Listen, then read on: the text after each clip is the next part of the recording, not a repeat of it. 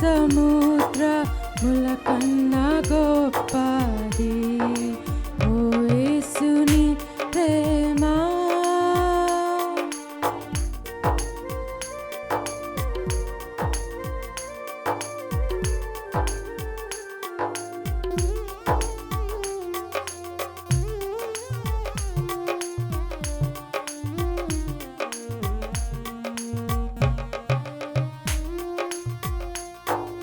సంకట సమయములో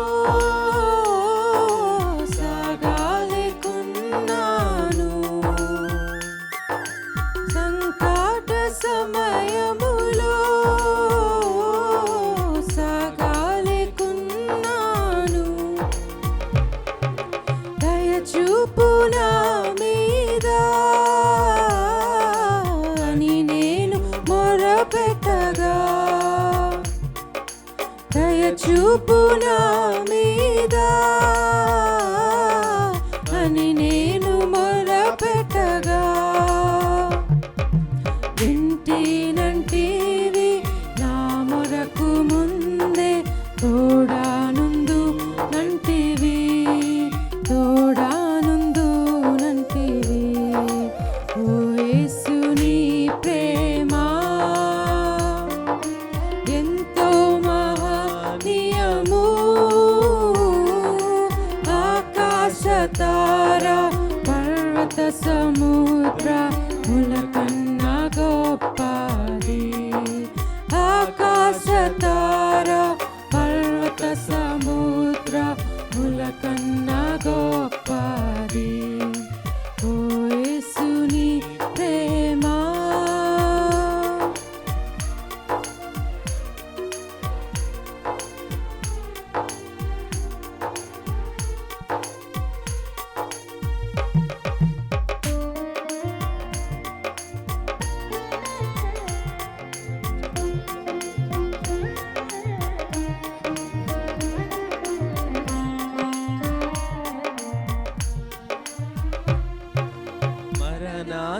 మరణాంధకారపు లోయని సంచరించిన నిరంతరం యేసు నాదు కాపరి అయి, మరణాంధకారపు లోయని సంచరించిన నిరంతరం యేసు నాదు కాపరి అయి, వరములిచ్చి నన్ను కాయుచు నడుపు కరుణాగల ప్రభువు, కళా ప్రభువు ఓ యేసుని ప్రేమ ఎంతో మహనీయము. ఆకాశతార పర్వత సముద్రముల కన్నా గొప్పది, ఆకాశతార పర్వత సముద్రముల కన్నా గొప్పది ఓ యేసుని ప్రేమ.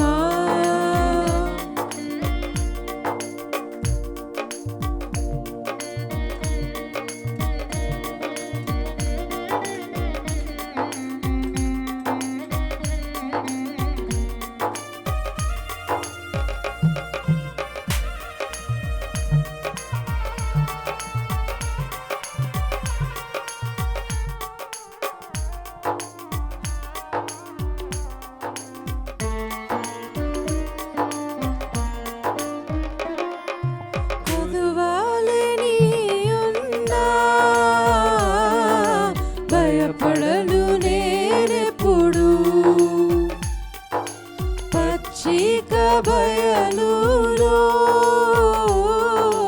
పరుండ చేయును, పొదువాలని ఉన్నా భయపడను నేనెప్పుడు, పచ్చిక బయలులో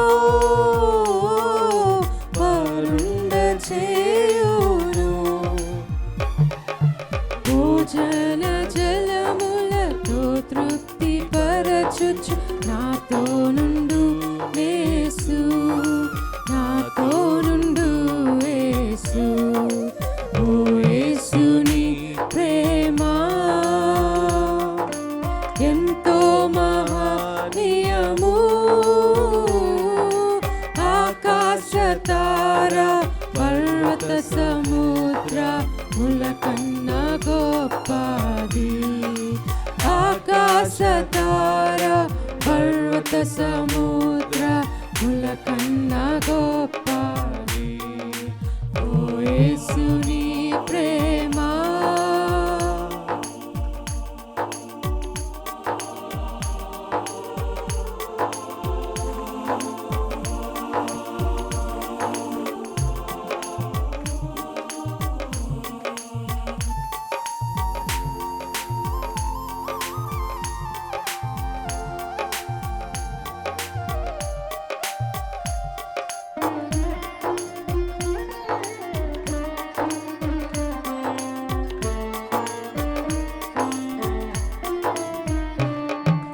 దేవుని గృహములో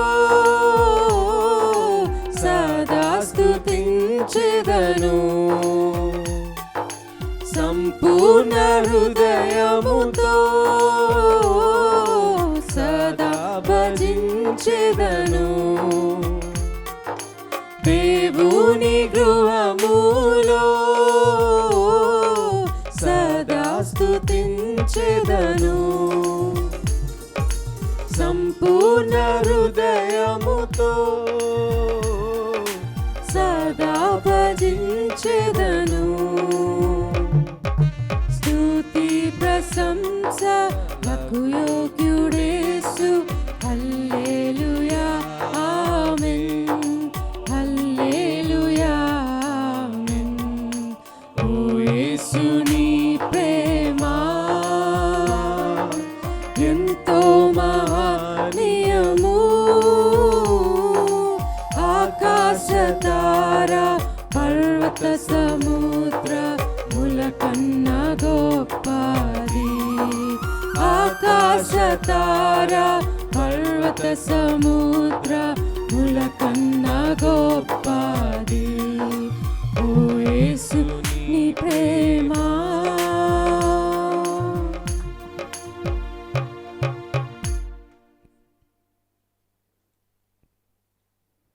మనం కూర్చుందాం.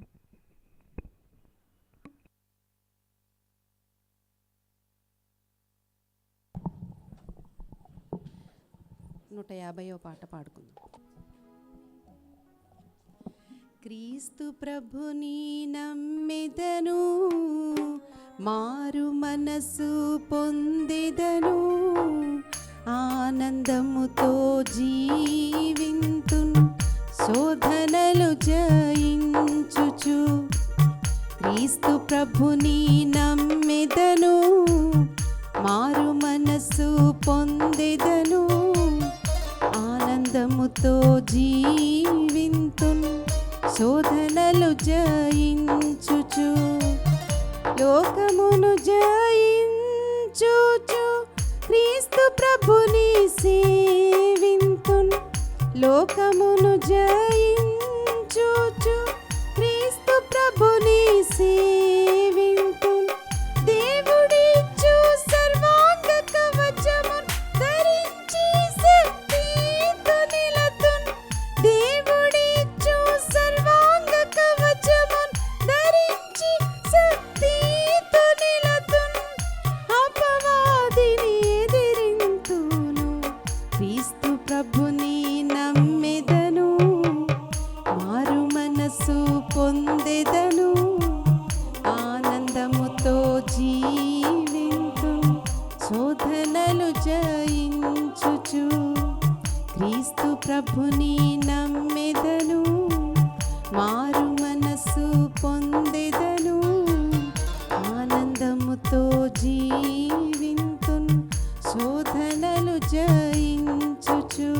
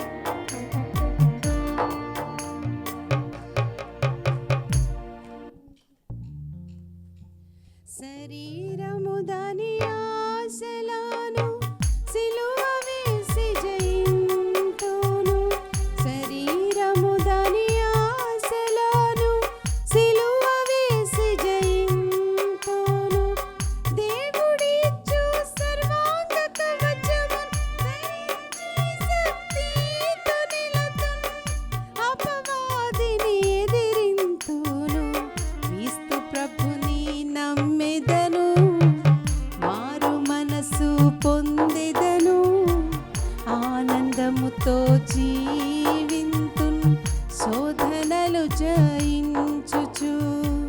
క్రీస్తు ప్రభుని నమ్మెదను, మారు మనస్సు పొందెదను, ఆనందముతో జీవింతున్ శోధనలు జయించుచు.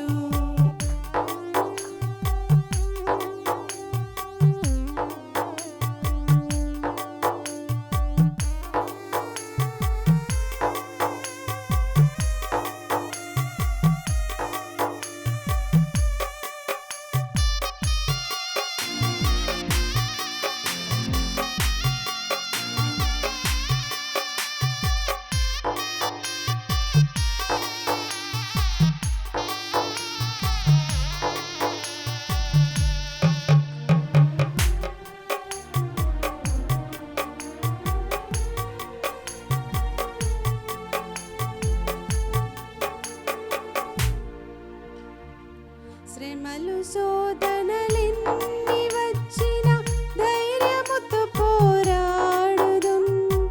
శ్రమలు శోధనలెన్ని వచ్చిన ధైర్యముతో పోరాడుదుం. దేవుడిచ్చు సర్వాంగ కవచమున్ ధరించి శక్తితో నిలతున్. దేవుడిచ్చు సర్వాంగ కవచమున్ ధరించి శక్తితో నిలతున్. అపవాదిని ఎదిరింతును, క్రీస్తు ప్రభుని నమ్మెదను, మారు మనస్సు పొందెదను, ఆనందముతో జీవింతున్ శోధనలు జయించుచు. క్రీస్తు ప్రభుని నమ్మెదను, మారు మనస్సు పొందెదను, ఆనందముతో జీవింతున్ శోధనలు జయించుచు.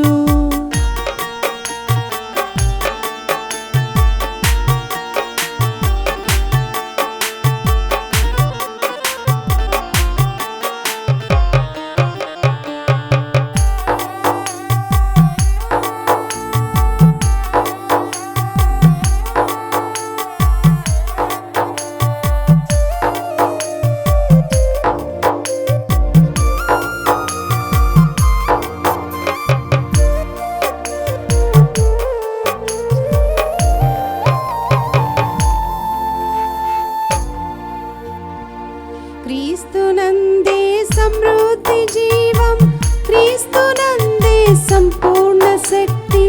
క్రీస్తునందే సమృద్ధి జీవం, క్రీస్తునందే సంపూర్ణ శక్తి. దేవుడిచ్చు సర్వాంగ కవచమున్ ధరించి శక్తితో నిలతున్. దేవుడిచ్చు సర్వాంగ కవచమున్ ధరించి శక్తితో నిలతున్. అపవాదిని ఎదిరింతును, క్రీస్తు ప్రభుని నమ్మెదను, మారు మనస్సు పొందెదను, ఆనందముతో జీవింతున్ శోధనలు జయించుచు. క్రీస్తు ప్రభుని నమ్మెదను, మారు మనస్సు పొందెదను, ఆనందముతో జీవింతున్ శోధనలు జయించుచు.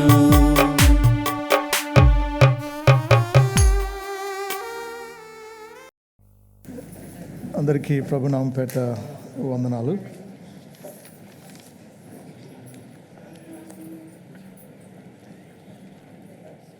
గలతీ 5:22 మరొకసారి కలిసి చదువుకుందాం. గలతీ పత్రిక 5వ అధ్యాయం 22వ వచనం. అయితే ఆత్మఫలమేమనగా ప్రేమ, సంతోషము, సమాధానము, దీర్ఘశాంతము, దయాళుత్వము, మంచితనము, విశ్వాసము, సాత్వికము, ఆశానిగ్రహము. పరిశుద్ధుడా మీకు స్తోత్రాలు. శరీర కార్యాలు స్పష్టంగా అందరికీ తెలిసేటట్టే ఉన్నాయి. లోకంలో మిమ్మల్ని ఎరుగని ప్రజలు ఎలా జీవిస్తున్నారో మేము చూస్తూ ఉన్నాం. అయితే విమోచింపబడిన ప్రజలంగా, దేవుని వాక్యాన్ని విన్న ప్రజలంగా, దేవుని వాక్యాన్ని గ్రహించిన ప్రజలంగా, దేవుని వాక్యాన్ని విశ్వసించిన ప్రజలంగా, దేవుని వాక్యాన్ని ప్రకటించిన ప్రజలంగా, దేవుని వాక్యాన్ని మీ పరిశుద్ధాత్మని కలిగి ఉన్న ప్రజలంగా మేము ఎటువంటి ఫలాన్ని మీకోసం లోకం ఎదుట ఫలించాలో మాకు నేర్పిస్తున్నందుకు మీకు స్తోత్రాలు. ఇది మా వల్ల కలిగేది కాదు, మానవాతీతమైంది. కేవలం మీ పరిశుద్ధాత్మ వల్ల మాత్రమే మేము ఈ లక్షణాలు కలిగి ఉండగలం.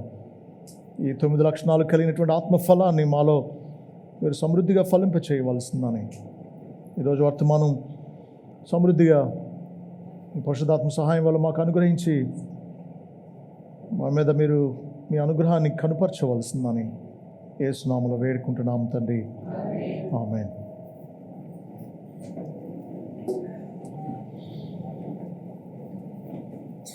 ఆశా నిగ్రహం, దీన్ని 4 కోణాల్లో మనం ఈరోజు ధ్యానించుకోబోతున్నాం. మొదటిది, అసలు ఆశా నిగ్రహం అంటే వాక్య కోణంలో దీని అర్థం ఏంటో, దీని భావం ఏంటో చూద్దాం. ఓకే, ఆశా నిగ్రహం అంటే ఏంటో దాని అర్థాన్ని చూద్దాం. రెండవది, బైబిల్లో ఆశా నిగ్రహం కలిగినటువంటి వారెవరో చూద్దాం. అదే సమయంలో ఆశా నిగ్రహం లేని వారిని కూడా చూద్దాం బైబిల్లో నుంచి. దాన్ని మనం ఎలా కలిగి ఉండాలో కూడా, ఏం చేయాలో, నాలుగవదిగా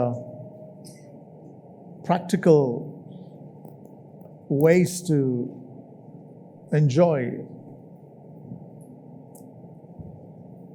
సెల్ఫ్ కంట్రోల్ అనేది కూడా చూద్దాం. 4 కోణాలు చూస్తున్నాం. మొదటిది, దాని భావం ఏంటో చూద్దాం. అసలు ఆశా నిగ్రహం అంటే ఏంటో చూద్దాం. రెండవది, బైబిల్లో దాన్ని ఎవరు కలిగి ఉన్నారో, దానివల్ల వారు ఏం చేశారు, ఎలాంటి మేలు పొందారు, అది చూద్దాం. ఎవరికి లేదు, దానివల్ల ఎంత నష్టపోయారో కూడా చూద్దాం.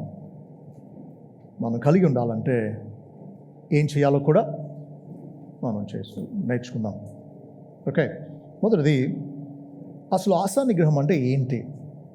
దాని ఇంగ్లీష్లో సెల్ఫ్ కంట్రోల్ అంటాం, గ్రీక్లో యాంక్రెటేయ అనే పదం వాడబడ్డం చూస్తాం. దీని భావం ఏంటి అంటే, మరణకరమైన పాపేచ్ఛలను, శరీరేచ్ఛలను నియంత్రించడం. పాత స్వభావాన్ని బట్టి మనలో కలిగేటువంటి పాపేచ్ఛలను, మరణకరమైనటువంటి దురాశలను నియంత్రించడం, అదుపు చేయడం. అయితే ఇక్కడ మరొక విషయంగా మనం గమనించాలి. సెల్ఫ్ కంట్రోల్ అంటే మనం దీన్ని కంట్రోల్ చేయడమే కాదు, దీన్ని అసలైన భావం ఎలా చెప్పుకోవచ్చు అంటే, మనం ఏదో మన కోరికలను అణచడం కాదు, వీటిని క్రీస్తుకు అనుకూలంగా మలచడం అన్నమాట.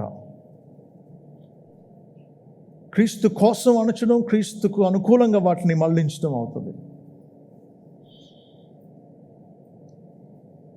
ఇది సెల్ఫ్ కంట్రోల్ అని ఇంగ్లీష్లో చెప్పబడినా, ఇది మనకు మనం చేసేది కాదు.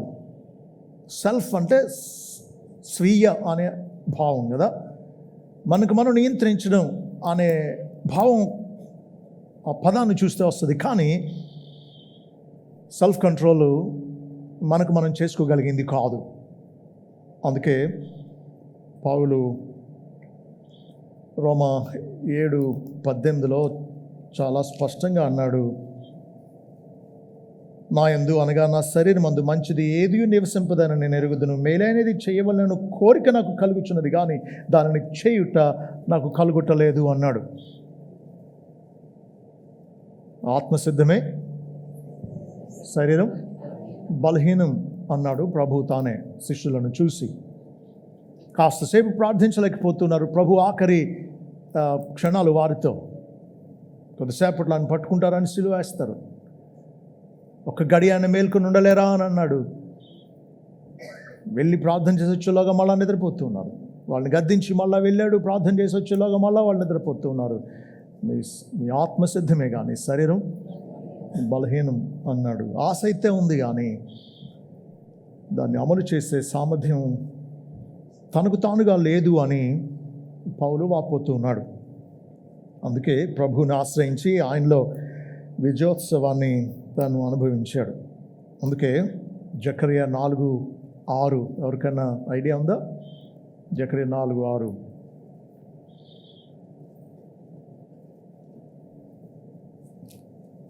ఇది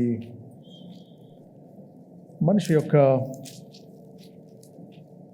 బలం వల్ల కాదు, దేవుని ఆత్మచేతనే అన్నాడు. శక్తి చేతనను బలము చేతనను కాక నా ఆత్మచేతనే ఇది జరుగునని సైన్యములకు అధిపతి యెహోవా సెలవిచ్చాను అంటున్నాను. కాబట్టి ఇది కేవలం పరిశుద్ధాత్మ చేత మాత్రమే సాధ్యమయ్యే ఆశా నిగ్రహం అన్నమాట. ఆశలు నిగ్రహించుకుని వాటిని నియంత్రించి వాటిని మన ఆధీనంలోనికి లేదా క్రీస్తుకు అనుకూలంగా వాటిని అదుపు చేయడం. ఆశా నిగ్రహం అంటే శరీర కోరికలు ఇచ్చల అదుపులో మనం జీవించకుండా వాటిని క్రీస్తుకు అనుకూలంగా వాటిని ఆధీనంలోనికి తేవడం అన్నమాట. మరొక కోణంలో చెప్పాలంటే ఆత్మ ఆధీనంలో జీవించడమే ఆశా నిగ్రహం. Self controlled is a life that is spirit controlled. Spirit కంట్రోల్లో ఉంటేనే మనం సెల్ఫ్ కంట్రోల్ అనుభవించగలం. ఇది దేవునికి వర్తించదు. దేవునికి ఆశా నిగ్రహం వర్తించదు. ఎందుకు? ఆయనకు అదుపు చేయలేని ఆశలు ఉంటే ఆయన అదుపు చేయడం కాదు. భక్తుడు ఇలా అంటాడు, perfect holiness possesses perfect control. పరిపూర్ణమైన పరిశుద్ధత పరిపూర్ణమైన అదుపును కలిగి ఉన్నదే. కాబట్టి ఆయన ఏదో మనకులాగా ఆశలు నిగ్రహించుకోవాల్సిన అవసరం ఆయనకు లేదు. ఇది ఆయనకు వర్తించదు. కానీ ఆ దేవుడు మానవుడిగా దిగి వచ్చినప్పుడు యేసుక్రీస్తుగా ఆయన ఆశ నిగ్రహాన్ని అత్యంత పరిపూర్ణంగా కలిగి ఉన్నాడు. He was the epitome of self control. ఆయన దైవ స్వభావానికి తన తండ్రి చిత్తానికి భిన్నమైంది చేయడానికి కానీ మాట్లాడడానికి కానీ ఎన్నడూ శోధింపబడి మరలు కొలపబడలేదు. కాబట్టి యేసుక్రీస్తే మనకు మాదిరి. 1 పేతురు 2:21 అంటాడు కదా, ఆయన నోట ఏ కపటమును లేదు. 22 అంటున్నాడు, ఆయన పాపము చేయలేదు, ఆయన నోట ఏ కపటమును కనబడలేదు, ఆయన దూషింపబడి బదులు దూషింపలేదు, ఆయన శ్రమ పెట్టబడి బెదిరించగలడు. రెండోసారి నేను తిరిగి వచ్చినప్పుడు ఏం చేస్తానో తెలుసా మిమ్మల్ని అని బెదిరించగలడు. కానీ బెదిరించలేదు. న్యాయంగా తీర్పు దేవునికి తను తాను అప్పగించుకున్నాడు. కాబట్టి క్రీస్తును పోలి మనం అన్ని విషయాల్లో మితంగా ఉండాలి. అన్ని విషయాల్లో మనల్ని మనం నియంత్రించుకోవాలి.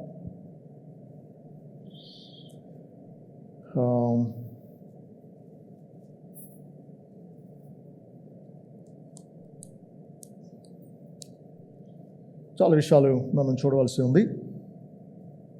నేను ప్రభు కృపను బట్టి దీన్ని మనం అర్థం చేసుకోవడానికి దేవుడు మనకు సహాయం చేయను గాక. ఆశా నిగ్రహాన్ని ఓ భక్తుడు అన్నాడు, సెల్ఫ్ గవర్నమెంట్ అన్నాడు. గవర్నమెంట్ అంటే టు గవర్న్, అంటే టు రూల్ అని, పరిపాలించడం, నియంత్రించడం, అన్ని ఆధీనంలో తెచ్చుకొని వాటిని ఏలడం అనే భావం ఉంది. కాబట్టి మన శరీర ఇచ్చలను కోరికలను మనం నియంత్రించడం, పరిపాలించడం అనే భావం మనం చూస్తాం.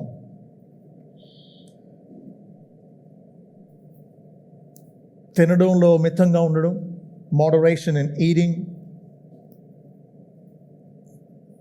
నిద్ర విషయంలో కూడా మితంగా ఉండడం, గంటలు పడుకొని సోమరిపోతుల్లాగా దాని ఆధీనంలో మనం ఉండడం, ఇది ఆశా నిగ్రహం కాదు. తిండి విషయంలో కూడా, ఆఖరికి మాట్లాడడం విషయంలో కూడా చాలామంది దానికి నియంత్రణ లేకుండా గంటలు వాళ్ళ గురించి వీళ్ళ గురించి చెత్త మాట్లాడుతూనే ఉంటారు. నియంత్రణ మాటల్లో కూడా అవసరం.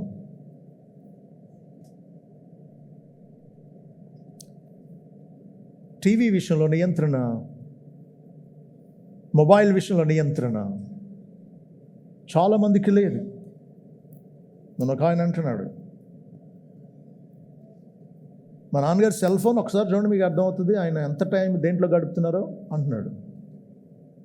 పిల్లలు విసిగిపోతున్నారన్నమాట.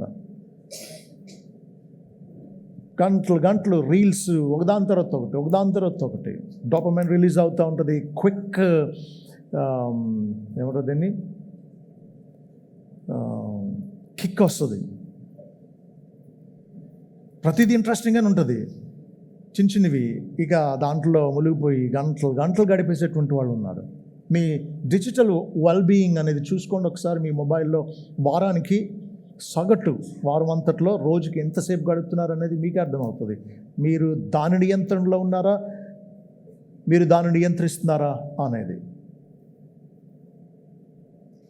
నేను తరచూ ప్రార్థించే అంశాల్లో ఒకటి ఖచ్చితంగా ఉండేది ఏంటంటే, దేవా ఏ పాపం నన్ను ఏలనివ్వకుమని భక్తుడు ప్రార్థించాడే, అది నా ప్రార్థనగా నేను తరచూ చేసుకునే సంగతి. అది నథింగ్ షుడ్ రూల్ మీ.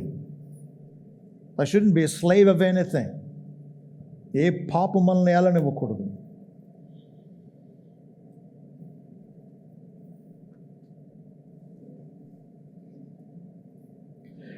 చూడండి, సాధారణంగా శరీర కోరికలు, శరీర ఇచ్చలు అని అంటే, మన శరీరాన్ని అదుపు చేయాలి అని అంటే ఈ భౌతిక దేహాన్ని కాదు,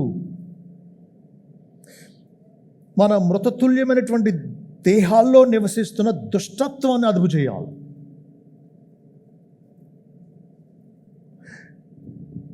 టీవీ కట్టేసినంత మాత్రాన, మొబైల్ స్విచ్ ఆఫ్ చేసినంత మాత్రాన మనం పాపాన్ని ఊహించలేమా? కాబట్టి దేహాలను కాదు అదుపు చేయడం, ఈ మృతతుల్యమైన దేహాల్లో నివసించే దుష్టత్వాన్ని అదుపు చేయడం. మీరు ప్రశ్నకు సమాధానం చెప్పండి. మన శరీరాలు చెడ్డవా? Are our bodies EO?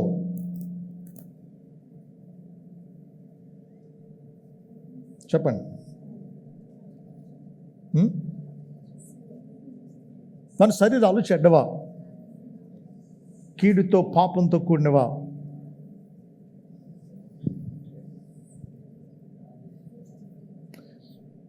అవి న్యూట్రల్ అంటే అర్థం,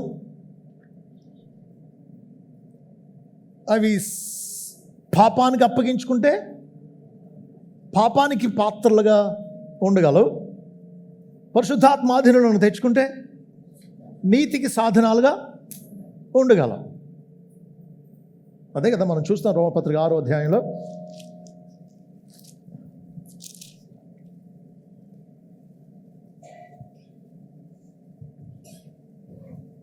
ఆరు 12 చదువుతున్నాను. కాబట్టి శరీర దురాశలకు లోబడినట్లుగా చావునకులైన మీ శరీరమందు పాపమును ఏలనీయకుడి, మరియు మీ అవయవములను దుర్నీతి సాధనములుగా పాపమునకు అప్పగింపుకుడి.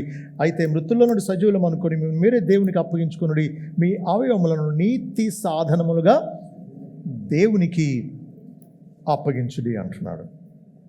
కాబట్టి ఒక భక్తుడు ఇలా అన్నాడు, మానవ శరీరం ఒక మంచి బానిస, కానీ ఒక చెడ్డ వినాశనకర యజమాని. A good servant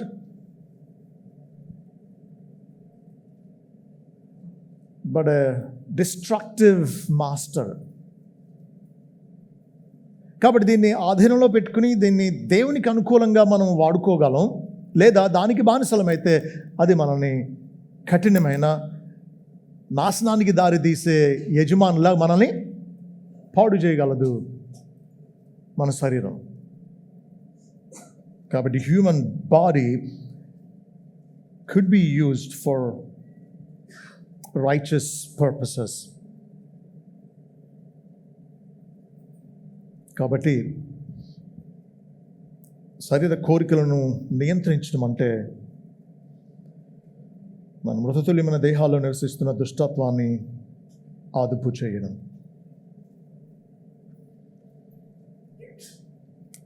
Norman Bartlett అనేటువంటి భక్తుడు అంటాడు, be prepared to give up whatever mars our witness and hinders usefulness in the master's service. Attaining to the best way necessitates abstaining from the rest. The lesser must sometimes be sacrificed to the higher good. అంటే ఒక శ్రేష్టమైన ఉన్నతమైన దానికోసం అల్పమైన వాటిని మనం కాదనుకోగలిగితేనే ఆ శ్రేష్టమైనది మనం అనుభవించగలం. చూడండి, గోల్డ్ మెడల్ సంపాదించాలనుకున్నాడు అనుకోండి ఆటల పోటీలో, చిన్న చిన్న సరదాలు కాదనుకుంటే తప్ప అలాంటి ఉన్నతమైన గౌరవప్రదమైనటువంటి అవార్డు సాధించడం సాధ్యం కాదు.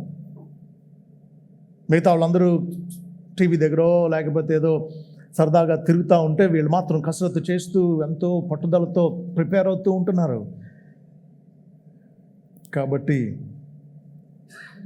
బెస్ట్ అనుకున్నది కావాలి అంటే మీతో రెస్ట్ అంతా కాదనుకోవాలి. ఆశ నిగ్రహం ఎందుకు అవసరం అని అంటే, మన సాక్ష్యాన్ని దెబ్బతీసే, దేవుని చేతిలో వాడబడ్డానికి అడ్డొచ్చే ప్రతిదాన్ని మనం నిరాకరించవలసి ఉంది, విడిచిపెట్టవలసి ఉంది. భక్తుడు అంటాడు, యుద్ధాలు ఆకస్మికంగా నెగ్గమట. You won't win wars accidentally. ఏమండి, అనుకోకుండా ప్రమాదవశాత్తు ఎవరన్నా యుద్ధంలో జయిస్తారా? నో. సిద్ధపడి మొత్తం బలవంతం ఉపయోగించి యుద్ధం చేయడం వల్ల జయం ఆశించగలం. యాదృచ్ఛికంగా జయాలు రావు. ఆత్మ జీవితంలో కూడా అంతే. You need to fight the good fight. అందుకని పౌలు అన్నాడు, నేను మంచి పోరాటం పోరాడాను అంటున్నాడు. మంచి పోరాటం పోరాడాడు. వెనుదిరగకుండా, బెదిరిపోకుండా, పారిపోకుండా he fought a good fight. మీకు విషయం చెప్పనివ్వండి, ఆశా నిగ్రహం అనేది అత్యంత ముఖ్యమైన సద్గుణం. ఎందుకంటే అదే కానీ లేకపోతే శరీర కార్యాలు ఏమీ మనం జయించలేం, ఆత్మఫలాన్ని మనం కనుపరచలేం. ఆశా నిగ్రహం లేకపోతే ఏమవుతుంది చెప్పండి? దీర్ఘశాంతం సాధ్యమవుతుందా? ప్రేమ సాధ్యమవుతుందా? సహనం సాధ్యమవుతుందా? నమ్మకత్వం సాధ్యమవుతుందా? కాబట్టి అత్యంత ముఖ్యమైన సద్గుణం చెప్పండి, ఆశా నిగ్రహం. ఇది ఎంత ముఖ్యమో అంత అరుదైంది.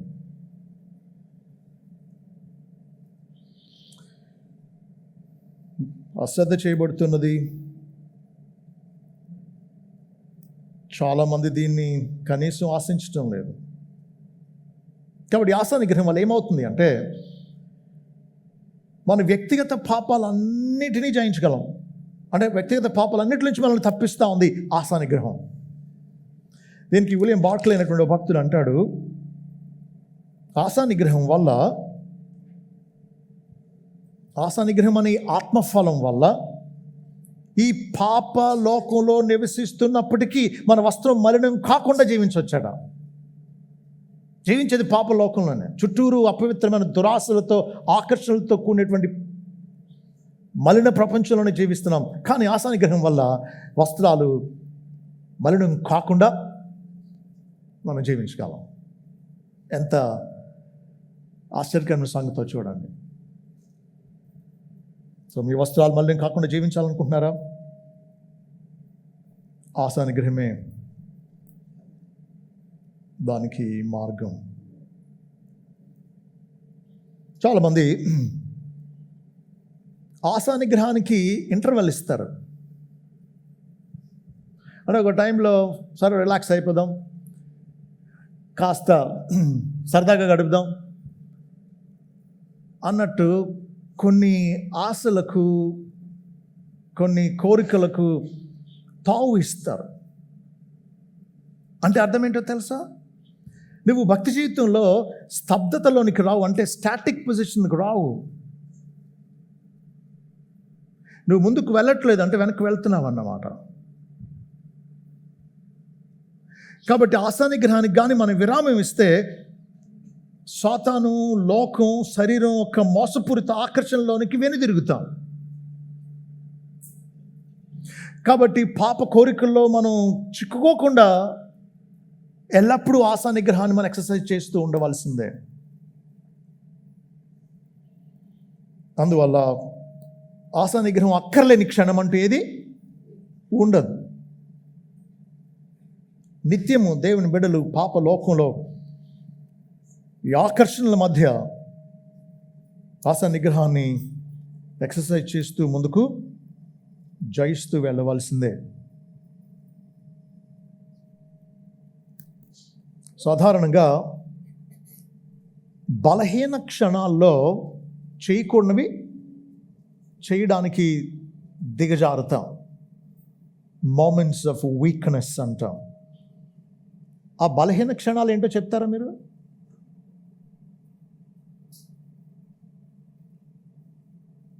చూడండి, కొన్ని బాగా అలసిపోయినప్పుడు, when we are tired, అప్పుడు ఆన్ చేస్తారు టీవీ, అప్పుడు తీస్తారు ఫోను, అప్పుడు చేస్తారు ఫోను. చేయకూడని వాళ్ళకు అలసిపోయి ఉన్నారు కదా. మరొక బలహీన సమయం ఏంటంటే ఫ్రస్ట్రేటెడ్ విత్ అదర్స్. ఇతరుల విషయంలో విసిగిపోయినప్పుడు కూడా మీరు చేయకూడని పనులు చేసే ప్రమాదం ఉంది. అంతేకాదు డిసప్పాయింటెడ్ విత్ ద సర్కమ్స్టాన్సెస్. మన పరిస్థితుల విషయంలో నిరాశ చెందినప్పుడు కూడా మనం ఈ దురాశలను అదుపు చేయలేని పరిస్థితి అన్నమాట. మరొక విషయం చెప్పినా, మన బలహీన క్షణాల్లో మరొక క్షణం ఏంటో తెలుసా? మీరు ఏదన్నా ఒక విజయం సాధించారనుకోండి, అది కూడా మీ బలహీన సమయమే. ఆనందంలో తేలి ఆడుతూ ఉన్నారు, అప్పుడే కదా తాగేసేది. అవునండి, స్నేహితులందరూ పార్టీ చేసుకునేది ఎప్పుడు? తాగేసి. ఏదో సాధించారు, విజయం వచ్చింది, అంతే, ఇక వీళ్ళు చేయకుండా పనులు చేయడానికి దిగజారుతారు అన్నమాట. కాబట్టి ఆశా నిగ్రహానికి విరామం అనేది ఇవ్వకూడదు. బ్రేక్ అనేది, ఇంటర్వెల్ అనేది ఇవ్వడానికి లేని విషయం అన్నమాట. భక్తుడు అంటాడు, so a thought reap an action, so an action reap a habit, so a habit reap a character, so a character reap a destiny అని. అంటే ఒక తలంపుని విత్తండి, ఏం కోస్తారు? ఒక క్రియని కోస్తారు. అలా క్రియలను కోస్తూ విత్తుతూ వెళ్ళండి. ఒక అలవాటును మీరు కోస్తారు, అలవాట్లను విత్తుతూ వెళ్ళండి. మీకు ఒక గుణం అనేది ఏర్పడుతుంది, ఒక క్యారెక్టర్ అనేది ఏర్పడుతుంది. అలాంటి పద్ధతిని విత్తుతూ ఉండండి, మీకు గమ్యం అనేది కోసుకుంటారు.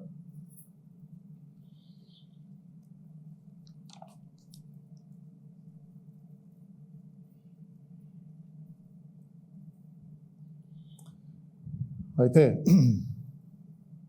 దేవునికి విరోధమైన మన పతనమైన శరీర బలాన్ని అదుపు చేయగలిగినవాడు చూడండి, మన పతన స్వభావం ఏంటి? దేవునికి విరోధమైంది. దీన్ని అదుపు చేయగలిగింది పరిశుద్ధాత్ముడు ఒక్కడే. మనం చేయలేం. ఎందుకంటే మన పాప స్వభావాన్ని బట్టి మన పాపాన్ని ప్రేమించేవాళ్ళం.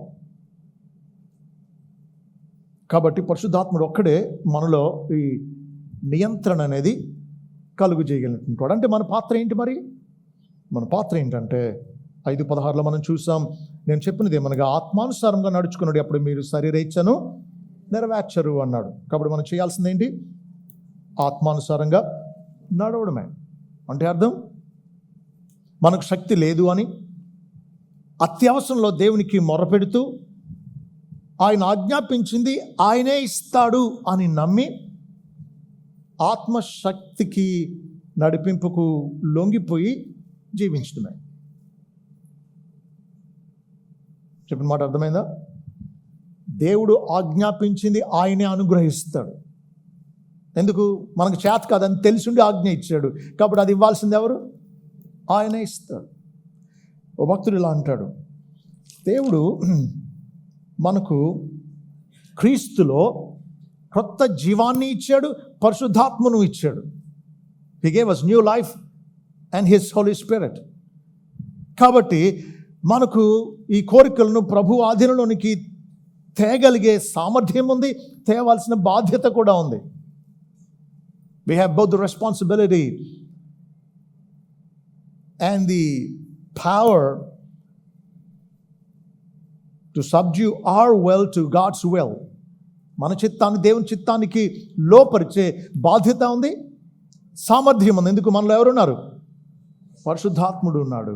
నూతన జీవాన్ని మనం పొందాం. కాబట్టి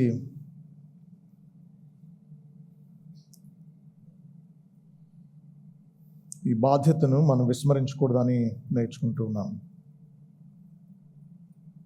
ఎవరైతే ఆత్మకు ఎస్ అని చెప్తారో శరీరానికి ఎస్ అని చెప్పలేరు. శరీరానికి ఎస్ అని చెప్పేవాళ్ళు ఆత్మకు ఎస్ అని చెప్పలేరు. ఎందుకు? 17వ వచనం, శరీరం ఆత్మకును ఆత్మ శరీరంకును విరోధముగా అపేక్షించును అన్నాడు. యుద్ధం జరుగుతూ ఉంది ఈ శరీర స్వభావానికి మనలో ఉండే పరిశుద్ధాత్మకును. కాబట్టి ఇద్దరికి మనం ఎస్ చెప్పలేము.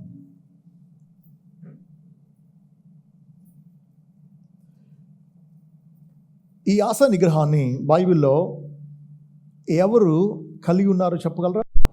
1 కొరింథీ 9వ అధ్యాయం 22 నుంచి చదువుతున్నాను. బలహీనులను సంపాదించుకుంటూ బలహీనులకు బలహీనునైతిని, ఏ విధము చేత నేను కొందరు రక్షింపవలనని అందరికీ అన్ని విధముల వాడినై ఉన్నాను. మరియు నేను సువార్తలో వారితో పాలివాడనగుటకై దాని కొరకే సమస్తమును చేయుచున్నాను. పందెపు రంగమందు పరిగెత్తు వారు అందరూ పరిగెత్తుదురు కానీ ఒక్కడే బహుమానం పొందునని మీకు తెలియదా? అటువలే మీరు బహుమానం పొందినట్లుగా పరిగెత్తుడి. మరియు పందెమందు పోరాడు ప్రతివాడు అన్ని విషయములందు మితముగా ఉండను. ఆశా నిగ్రహం అంటే ఇక్కడ వాడిన పదం మితంగా ఉండడం అనే మరొక పర్యాయ పదం వాడాడు. మరియు పందెమందు పోరాడు ప్రతివాడు అన్ని విషయములందు మితముగా ఉండను. వారు క్షయమగు కిరీటం పొందుటకును, మనమైతే అక్షయమగు కిరీటమును పొందుటకును మితముగా ఉన్నాము. కాబట్టి నేను గురి చూడని వాని వలె పరుగెత్తువాడును కాను. గాలిని కొట్టినట్టు నేను పొట్లాడటం లేదు. కానీ ఒకవేళ ఇతరులకు ప్రకటించిన తర్వాత నేనే భ్రష్టునైపోదునేమో అని నా శరీరమును నలగగొట్టి దానిని లోపరుచుకొంచున్నాను అంటున్నాడు. చూడండి, పరిగెత్తేటువంటి వాడు గురి చూడకుండా ఎటుబడితే అటు పరిగెడితే బహుమానం రాదు కదా. సో గురి వద్దకే ఫోకస్డ్గా పరుగు పెట్టినట్టు పరుగు పెడుతున్నాను అంటున్నాడు. ఆటల పోటీల్లో మితంగా ఉండేవాళ్ళు, సెల్ఫ్ కంట్రోల్ ఎక్సర్సైజ్ చేసేవాళ్ళు క్షయమయ్యే కిరీటం కోసం మితంగా ఉంటున్నారు. ఈ ఒలింపిక్ గేమ్స్లో ఆ రోజుల్లో నెగ్గినటువంటి వాళ్ళకి ఏం చేసేవారో తెలుసా? ఇప్పుడు చూడండి, మనం పూలదండ వేస్తాం. అది ఎన్ని రోజులు ఉంటుంది? సాయంత్రానికి వాడిపోద్ది కదా. పూలదండ ఎంత చక్కగా ఎంతంత లావు పెద్ద పెద్ద వేస్తూ ఉంటారు. ఎంతసేపు ఉంటుంది అది? కొద్ది గంటల్లో వాడిపోతుంది, మనమే పడేస్తాం. ఆ రోజుల్లో అక్కడ ఏం చేసేవారంటే ఆకులతో చేసినటువంటి అల్లిన ఒక కిరీటం లాంటి దాన్ని నెత్తి మీద పెట్టేవారు. క్షయమయ్యే కిరీటం కోసం వాళ్ళు అన్ని విషయాల్లో మితంగా ఉంటూ అంత శ్రద్ధగా ఉన్నారే. మనమైతే అక్షయమైన కిరీటం కోసం మితంగా ఉంటున్నాం అని చెప్పి, నేను గురి చూడని వాని వలె పరుగు పెట్టట్లేదు, నాకు గురి ఉంది అని చెప్తూ అంటున్నాడు. నేను గాలిని కొట్టినట్టు పొట్లాడట్లేదు అంటున్నాడు. అంటే బాక్సింగ్లో షాడో బాక్సింగ్ అంటారు. అంటే నీడను కాదు కొట్టాల్సింది, ప్రత్యర్థిని కొట్టాలి. సో ఏదో ఫైట్ చేయడం కాదు, గురి చూసి ఎంత తను ఆశా నిగ్రహంతో నెగ్గే విధానంలో పోరాడుతున్నాడో అది చెబుతూ అంటున్నాడు. ఒకవేళ ఇతరులకు ప్రకటించిన తర్వాత నేనే భ్రష్టుడిని అయిపోదునేమో అని. భ్రష్టుడు అంటే పదం, దాని అర్థం డిస్క్వాలిఫైడ్ అని అర్థం. అంటే బోధించడానికి నేను అనర్హుడిని అవుతానేమో అని పౌలు ఏం చేస్తున్నాడు? నా శరీరమును నలగగొట్టి దానిని లోపరుచుకుంటున్నాను అంటున్నాడు. సో నలగొట్టి లోపరుచుకుంటున్నాడు శరీరాన్ని. తద్వారా తాను భ్రష్టుడు కాకుండా ఉండాలని ఆశిస్తూ ఉన్నాడు. సో డిస్క్వాలిఫైడ్గా ఉండకుండా ఉండాలంటే తన శరీరం తనకు అడ్డొస్తుంది, తన శరీర దురాశలు తనను అడ్డగిస్తున్నాయి.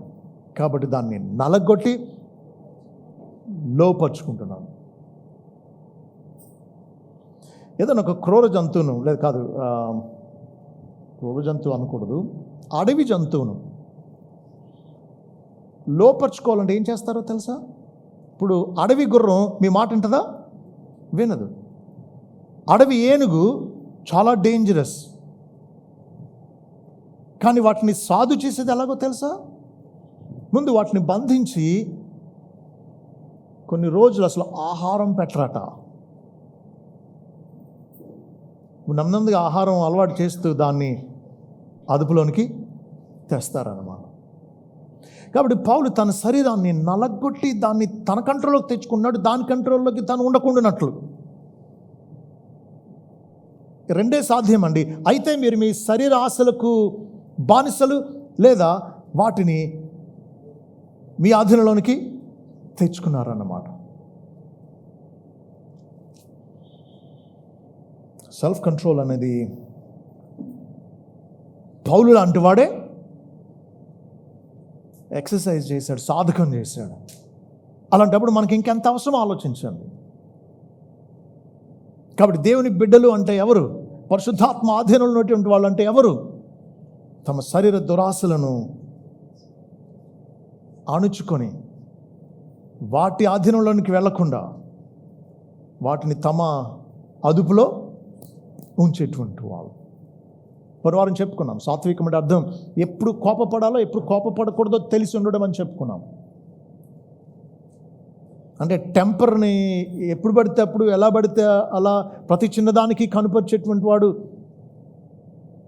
సాత్వికుడు కాదు, ఆశానిగ్రహం కలిగినటువంటి వాడు కాడు అన్నమాట.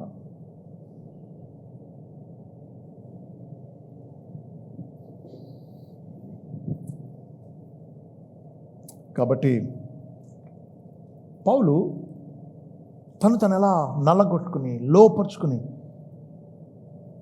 భ్రష్టుడు కాకుండా ఎలా కాపాడుకున్నాడో తను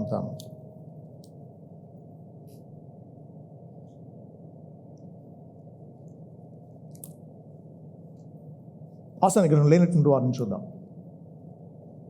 సామెతల గ్రంథం 16:32 చూడండి. సామెతలు 16:32. పరాక్రమశాలి కంటే దీర్ఘశాంతం గలవాడు శ్రేష్ఠుడు, పట్టణము పట్టుకొని వానికంటే తన మనస్సును స్వాధీనపరుచుకునేవాడు శ్రేష్ఠుడు అంటున్నాడు. పరాక్రమశాలి, అసలు అతని ముందు ఎవరు నిలబడలేరు, 10 మందికి సమాధానం చెప్పగలడు, అంత యుద్ధవీరుడు. కానీ అతని కంటే తన కోపాన్ని అణుచుకోగలిగినటువంటి వాడు, తన మితిమీరినటువంటి ఆగ్రహాన్ని అదుపు చేసుకోగలిగినటువంటి వాడు శ్రేష్ఠుడు అంటున్నాడు. ఒక పట్టణాన్ని పట్టుకోవడం కంటే తన మనస్సును అదుపు చేసుకోగలిగినటువంటి వాడు, స్వాధీనపరచుకున్నవాడు శ్రేష్ఠుడు అంటున్నాడు సొలొమోను.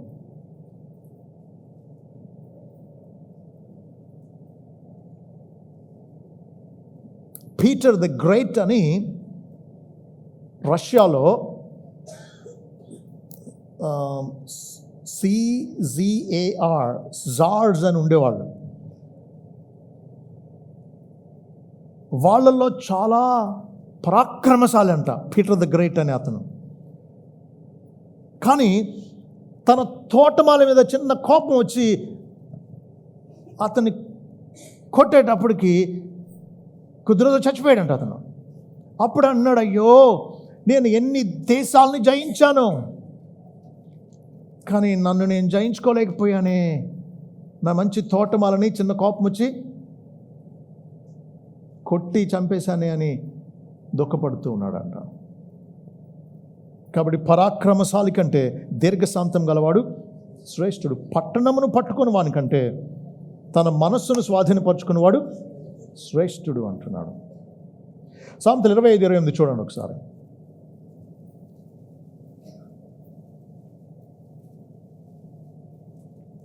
సామెతలు 25:28. ప్రాకారము లేక పాడైన పురము ఎంతో, తన మనస్సును అణుచుకొనలేని వాడును అంతే అంటున్నాడు. మనసును అణచుకోవాలి, లేకపోతే ప్రాకారం లేని పురం ఎలాంటిదో అతను అంతే అంటున్నాడు. అంటే చూడండి, పాత ప్రపంచంలో పట్టణాలు శత్రు దాడి నుంచి తప్పించుకోవడానికి చుట్టూరు ఎత్తైన బలమైన ప్రాకారాలు కట్టుకుని పెద్ద పెద్ద డోర్స్ పెట్టుకుని తమను తాము కాపాడుకునేవాళ్ళు. సో శత్రువు రావాలనుకున్న ఈ ప్రాకారం గట్టిగా ఉండడం వల్ల లోపల ఉన్నటువంటి వారిని ఏమి చేయలేక యుద్ధం విరమించుకునేవారు. అయితే ఏదైనా ఒక పట్టణానికి ప్రాకారం లేదు అని అంటే చాలా సులువుగా పడుకున్నటువంటి ప్రజల్ని రాత్రిపూట వెళ్ళి జయించేసేటువంటి వాళ్ళు, హతమార్చేసేటువంటి వాళ్ళు. కాబట్టి పట్టణానికి ప్రాకారం ఎంత భద్రతనిస్తుందో మన మనసుకు ఆశా నిగ్రహం అంత భద్రతనిస్తుంది. కాబట్టి ఆశా నిగ్రహం ప్రాకారం లాంటిది. అది లేనటువంటి వాళ్ళ గురించి చెప్పండి బైబిల్లో.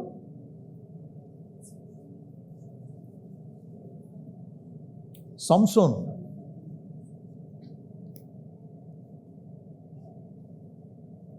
ఎంత పరాక్రమశాలో.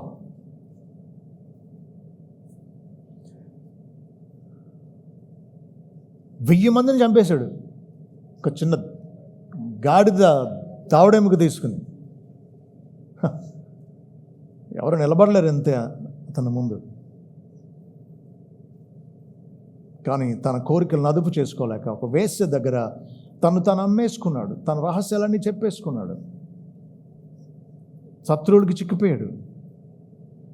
వాళ్ళు కళ్ళు ఓడబిక్కేశారంట. అంటే ఆపరేషన్ చేసి మత్తిచ్చి జాగ్రత్త తీయడం కాదు, ఏ ఎనపోసనో కాల్చి గుచ్చి తీసేసి ఉంటారు అంతే. కళ్ళు ఇత్తడి సంఖ్యలతో బంధించేస్తారు. శత్రువు ఒక్క తిరగలి విసురుతున్నాడు. అంటే ఎద్దులు విసురుతాయి చూసారు, పెద్ద పెద్ద తిరగళ్ళు. అలా దేవుడిచ్చిన బలంతో ఇప్పుడు శత్రువు తిరగలి విసురుతా ఉన్నాడు. ఇక శత్రువులు పండుగ చేసుకుంటూ తమ దేవతైన దాగోనుకు మహాబలి అర్పిస్తూ మా శత్రువును మా దేవత మాకు అప్పగించింది అనుకుంటున్నారు. నిజానికి అతని బలహీనతను బట్టి అతను పట్టబడితే శత్రువులు ఏమనుకుంటున్నారు, మా దేవత మా శత్రువును మా చేతికి అప్పగించిందని దేవతకు మహాబలి అర్పిస్తూ ఉన్నారు. సొలొమోను కూడా, ఎంత చెప్పిన సొలొమోను కూడా ఆశా నిగ్రహం లేక తను ఎంత నష్టపోయాడో మనకు తెలుసు.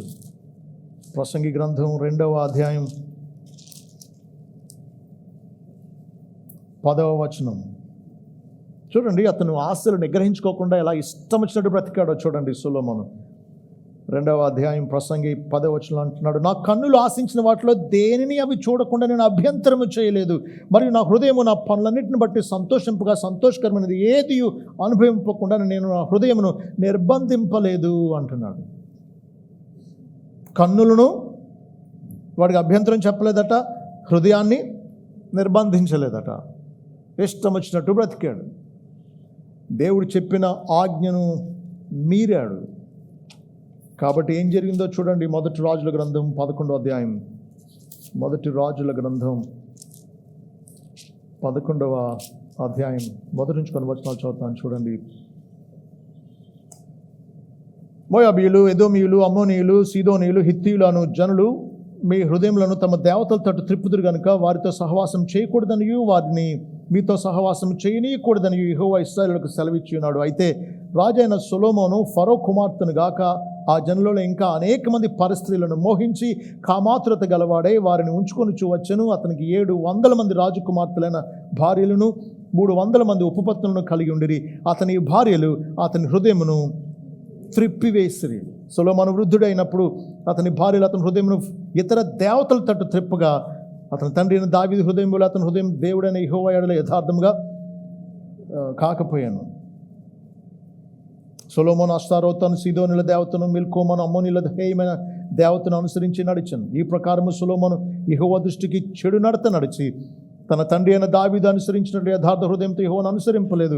సొలొమోను కెమోషు అను మోయాబీల హేయమైన దేవతకు, మెలొకోను అమ్మోనీల హేయమైన దేవతకును యెరూషలేము ఎదుటిన్న కొండ మీద బలిపీఠములను కట్టించను. తమ దేవతలకు ధూపం వేయించు బలులు అర్పించుచున్న పరస్త్రీలను తమ భార్యల నిమిత్తము అతడు అలాగూ చేసెను. ఇశ్రాయేలు దేవుడైన యెహోవా అతనికి 2 మార్లు ప్రత్యక్షమై నీవు ఇతర దేవతలను వెంబడింపవలదని అతనికి ఆజ్ఞాపించినను. సొలొమోను హృదయం ఆయన వద్ద నుండి తొలగిపోయాను. యెహోవా తనకు ఇచ్చిన ఆజ్ఞను అతడు గైకొనకపోగా యెహోవా అతని మీద కోపగించి ఇలా అన్నాడు. చూసారా, హృదయాన్ని నిర్బంధింపకపోతే ఏమవుతుందో, కన్నులకు అభ్యంతరం చెప్పకపోతే ఏమవుతుందో. ఎంతమంది అశ్లీలాన్ని, పొర్నోగ్రఫీని చూస్తూ కన్నులకు అభ్యంతరం చెప్పకుండా ఇష్టం వచ్చినట్టు జీవిస్తూ కామాతురతతో మండుతూ ఉన్నారు. అవకాశాల కోసం ఎదురు చూస్తూ ఉన్నారు. వాళ్ళు పతనమే వాళ్ళ గతి.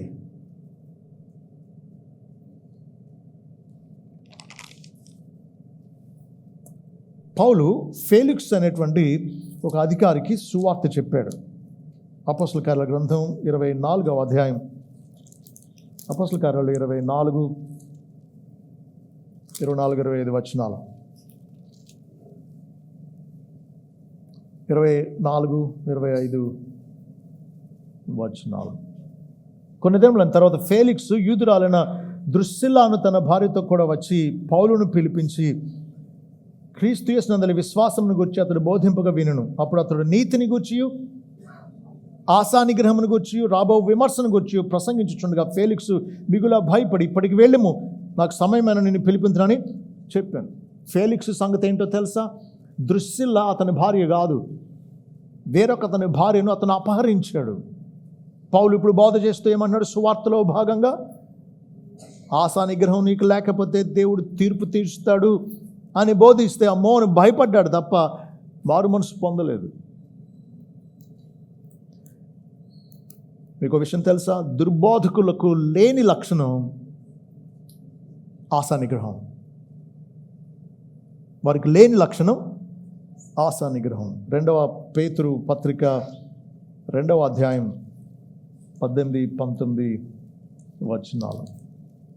2వ పేతురు 2, 18, 19 వచనాలు అంటున్నాడు, వీరు వ్యర్థమైన డంబపు మాటలు పలుకుచు తామే శరీర సంబంధమైన దురాశలు గలవారే తప్పు మార్గముందు నడుచువారిలో నుండి అప్పుడే తప్పించుకున్న వారిని పోకిరి చేష్టల చేత మరలు కొలుపుచున్నారు. తామే భ్రష్టత్వమునకు దాసులై ఉండి అట్టివారికి స్వాతంత్రం ఇత్తుమని చెప్పుదురు. ఒకడు దేని వలన జయింపబడినో దానికి దాసుడగును కదా. వారు ప్రభువును రక్షకుడిని యేసుక్రీస్తు విషయమైన అనుభవ జ్ఞానం చేత ఈ లోక మాలిన్యములను తప్పించుకున్న తరువాత మరలా వాటిలో చిక్కుబడి వాటి చేత జయింపబడిన వారైన వారి కడపటి స్థితి మొదటి స్థితి కంటే మరీ చెడ్డదగును అంటున్నాడు. 22 అంటున్నాడు, కుక్క తన వాంతికి తిరిగినట్లు కడుగుబడిన పంది బురదలో దొరుటకు మళ్ళునట్లు అని నిజమైన సామెత చెప్పిన వీరికి సంభవించాను అంటున్నాడు. కాబట్టి సొలొమోను చూసాం, సంసోన్ను చూసాం, ఫేలిక్స్ను చూసాం, దుర్బోధకుల గురించి చదువుతూ ఉన్నాం. కాబట్టి ఆశా నిగ్రహం లేదు వారికి, వారు తీర్పుకు గురయ్యేవారు. నిజానికి రోమా సామ్రాజ్యం చాలా ఘనమైన సామ్రాజ్యంగా ఉండేది.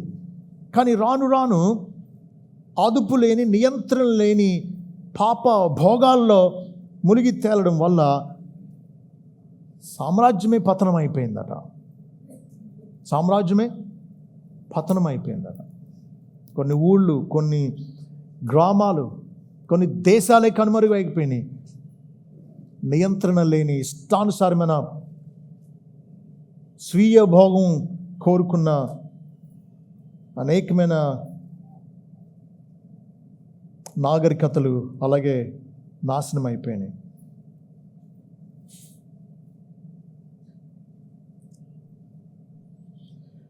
అయితే మనం ఆశా నిగ్రహాన్ని ఎలా కలిగి ఉండొచ్చో ఇప్పుడు 4వదిగా మనం చూద్దాం. నిజానికి కలిగించేది ఎవరు ఆశా నిగ్రహాన్ని? పరిశుద్ధాత్ముడు కదా. ఇది ఆయన ఆత్మఫలంలో భాగం కదా. మరి మన పాత్ర ఏంటి? ఆయన కదా, ఆయన శక్తి వల్ల కదా మనకు వచ్చేది. ఓకే, ఆత్మానుసారంగా నడవాలి. చూడండి, ఇశ్రాయేలీయులకు పాలు తేన్లు ప్రవహించే దేశాన్ని దేవుడు వాగ్దానం చేశాడు. కానీ వీళ్ళు ఏం చేయాలి? యుద్ధం చేయాలి, ఆ దేశాలను జయించాలి. లేకపోతే కనాను దేశాన్ని వారు స్వతంత్రించుకోలేరు. దేవుడు వాగ్దానం చేశాడు, దేవుడు ఇస్తాడు వారికి. దాన్ని స్వతంత్రించుకోవడానికి వాళ్ళు యుద్ధం చేస్తే దేవుడు వారికి జయమిచ్చి అనుగ్రహిస్తాడు. కాబట్టి గమనించండి, పరిశుద్ధాత్ముడు చేస్తాడు కదా ఈ ఆత్మఫలం అంతా అని మనం నిష్క్రియాత్మకంగా అంటే ప్యాసివ్గా ఉండడానికి తగునా? లేదు. మనం చేయాల్సింది ఏంటో ఇప్పుడు చూద్దాం.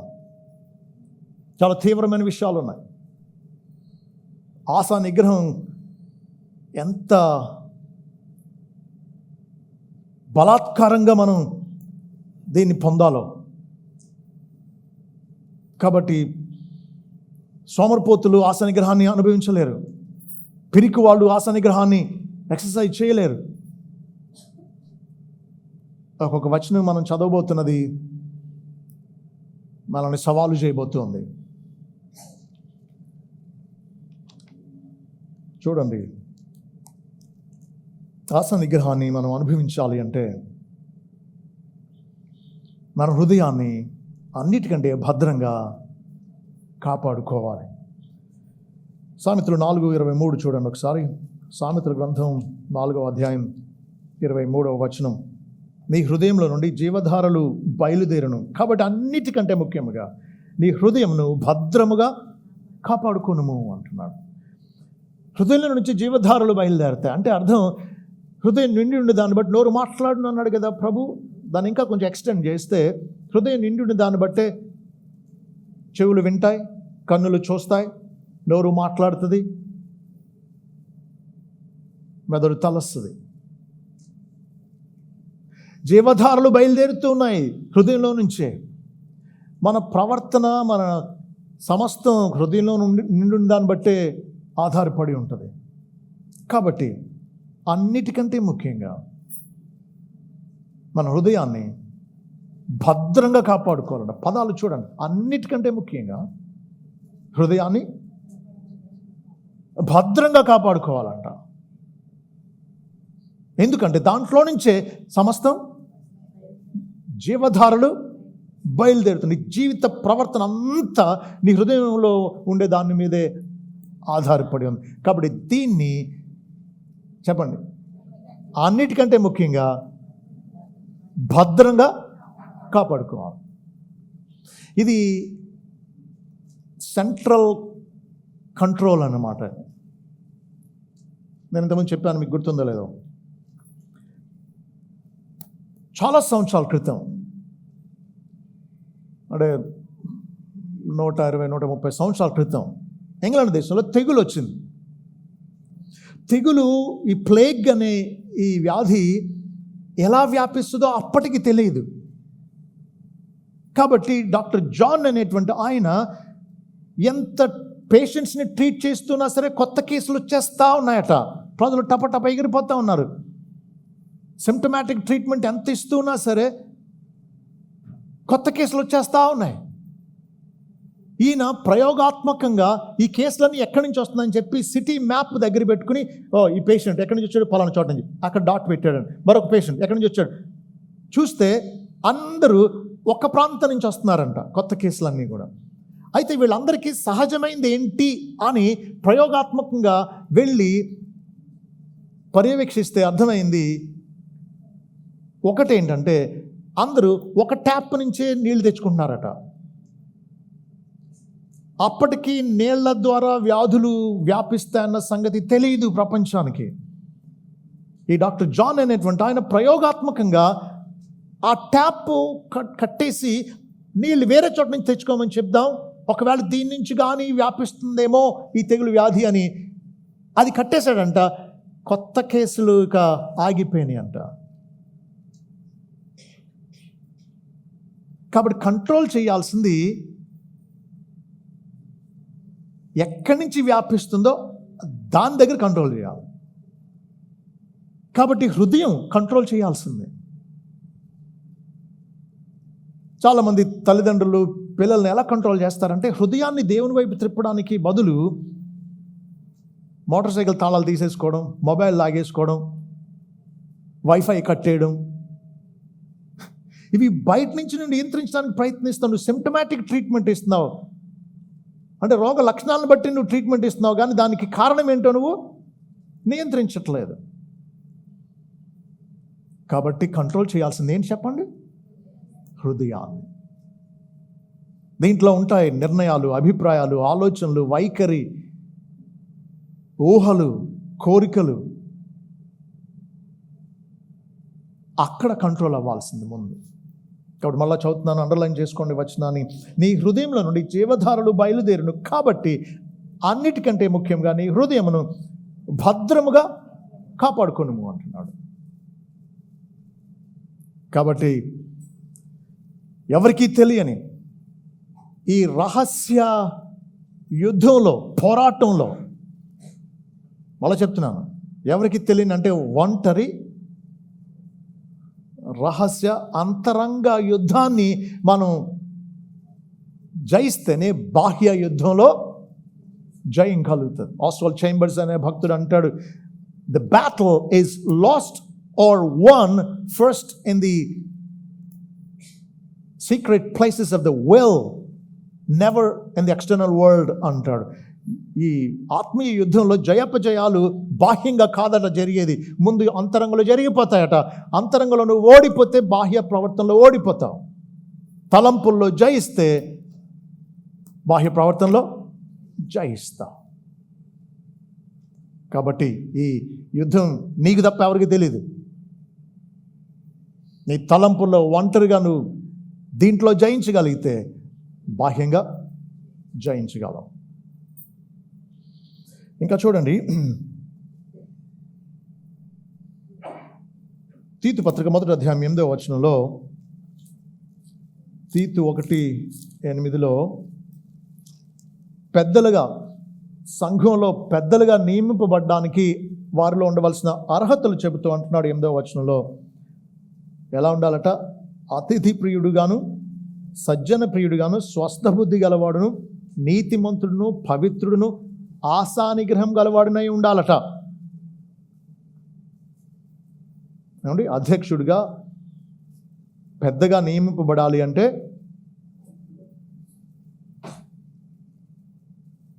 ఆశానిగ్రహం గలవాడై ఉండాలట. ఇక్కడ ఇంగ్లీష్లో స్వస్థ బుద్ధి అనే దానికి ఆశానిగ్రహం వాడాడు. ఇంగ్లీష్లో సెల్ఫ్ కంట్రోల్డ్ అని. ఆశానిగ్రహం అనే దగ్గర డిసిప్లిన్డ్ అని వాడాడు పదం. విన్నారా? డిసిప్లిన్ అనే పదం. అస్సలు డిసిప్లిన్ ఉండదండి వీళ్ళకి. అంటే అర్థం ఏంటి? అదుపు లేకుండా. చూడండి, పిల్లల క్లాస్లో డిసిప్లిన్ లేదంటే అర్థం ఏంటి? అల్లరి, గొడవ, బెంచీలు ఎక్కేసి, ఆడిది లాగేసుకుని, ఈడిని కొట్టేసి, అదుపు లేని పద్ధతి అన్నమాట, నియంత్రణ లేని విధానం అన్నమాట. డిసిప్లిన్ అనే పదానికి గ్రీకు పదం జిమ్నాజో. జిమ్నాజో నుంచే వచ్చింది జిమ్. జిమ్లో ఏం చేస్తారు? పెరిగిపోతున్న పొట్టని నువ్వు తగ్గు, నీకు ఇక్కడ తావు లేదు అని దాన్ని నియంత్రిస్తూ దానికి ఎంత కసరత్తు చేస్తారో. కాబట్టి డిసిప్లిన్ అనే పదానికి ఆత్మీయ అర్థం దేవుని జిమ్లో కసరత్తు చేయడం అన్నమాట. జిమ్నాజో అంటే దేవుని జిమ్ ఏంటి? వాక్యం చదవడం, ప్రార్థించడం, దేవుని బిడ్డలతో సహవాసం చేయడం, ప్రభు బలలో పాలు పొందేటప్పుడు ఏం చేస్తాం? మళ్ళీ మనం పరీక్షించుకుని, సరిచేసుకుని, ఆయన దగ్గర ఒప్పుకొని నూతనమైన తీర్మానాలు చేసుకుంటాం. ఎంత ఎక్సర్సైజ్ జరుగుతూ ఉందో చూడండి. మీరు కొంతకాలం జిమ్కి వెళ్ళి మంచి కండలు పెంచి మానేశారనుకోండి, ఏమవుతుంది? ఈ కండలు తగ్గిపోతాయి, అవునండి, బాడీ బిల్డింగ్ పోటీలో నెగ్గినటువంటి అతను కూడా జిమ్కి వెళ్ళడం మానేస్తే ఏమైపోద్ది? మన మధ్య మిస్టర్ తనుకున్నారు శ్రీని గారు, ఏమవుద్ది చెప్పండి? మీరు జిమ్కి వెళ్ళడం మానేస్తే కండలు తగ్గిపోతాయి, బోన్ మాస్ తగ్గిపోతుంది, ఎముక బలం కూడా తగ్గిపోద్ది, సత్తువ తగ్గిపోద్ది, ఓపిక తగ్గిపోద్ది, బరువులు మోయాల్సి వచ్చినా లేకపోతే కొంతసేపు ఏదైనా పని చేయాల్సి వచ్చినా అలసట వచ్చేస్తుంది. అలాగే ఆత్మీయంగా నువ్వు ఆశా నిగ్రహాన్ని ఎక్సర్సైజ్ చేయడం, ఈ క్రమశిక్షణను పాటించడం మానేస్తే శోధనలు జయించడానికి, దేవుని కోసం బ్రతకడానికి నీకు ఓపిక సామర్థ్యం సన్నగిల్లిపోద్ది. కాబట్టి స్వస్థ బుద్ధి కలిగి ఉండాలి, ఆశా నిగ్రహం కలిగి ఉండాలి. ఇంకా ఏం చేయాలో చూడండి. ఫిలిప్పీ పత్రిక 2వ అధ్యాయం 12-13 వచనాలు. ఫిలిప్పీ 2:12-13 వచనాలు. 12 అంటున్నాడు, కాగా నా ప్రియులారా, మీరు ఎల్లప్పుడూ విధేయులైన ప్రకారం నా ఎదుట ఉన్నప్పుడు మాత్రమే గాక మరి ఎక్కువగా నేను మీతో లేని ఈ కాలమందును భయముతోనూ వణుకుతోనూ మీ సొంత రక్షణను కొనసాగించుకున్నాడు. మన సొంత రక్షణ ఏం చేయాలట? కాదు, భయంతో వణుకుతో కొనసాగించాలట. భయం అంటే పోనీ మనం అర్థం చేసుకోవచ్చు, వణుకు అంటే అర్థం చేసుకోండి. ఎప్పుడు వణుకుతారు మీరు?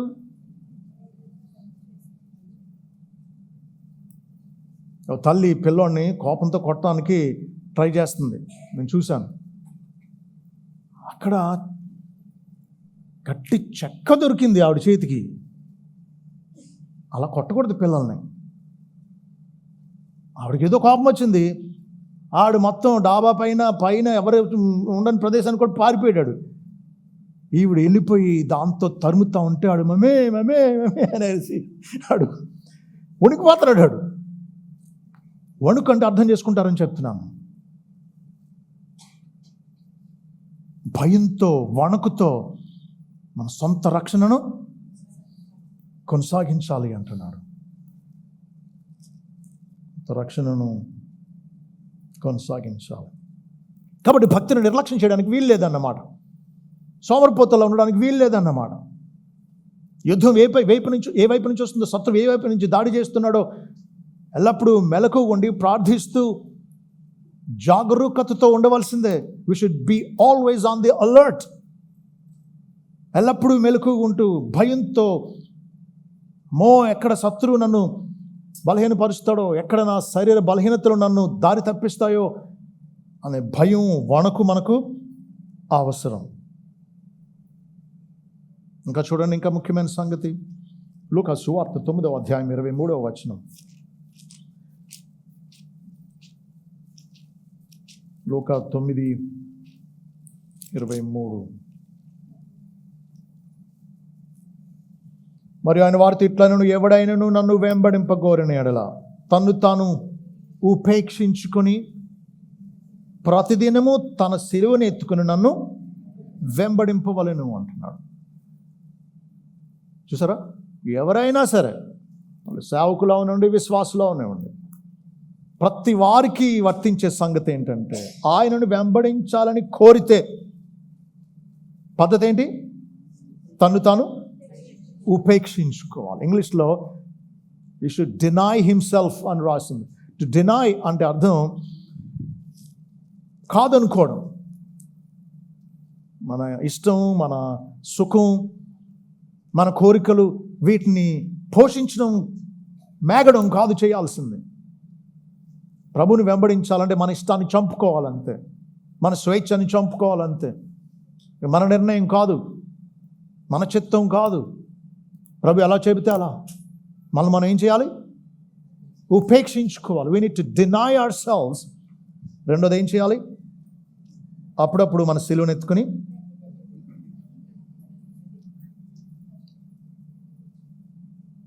ప్రతిదినం మన సిలువను ఎత్తుకుని ఆయన వెంబడించాలంట. ప్రతిదినం మనం ఎందుకంటున్నాడు?